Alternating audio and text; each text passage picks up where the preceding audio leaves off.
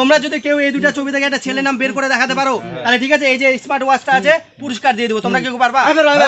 পারবা তো? অত সোজা না কিন্তু। করতে পারলে এই ঘড়িটা পুরস্কার দেবো। করো, করতে পারলে এই ঘড়িটা তার করো। এই দুটা ছবি থেকে একটা ছেলের নাম বেরোবে, ছেলের নাম বার করতে পারলে স্মার্ট ওয়াচ তার। হ্যাঁ প্লাস তারপর কি হলো? গয়াকার বৈষ্ণব গার গার কি কোনো ছেলের নাম? ছেলের নাম কি?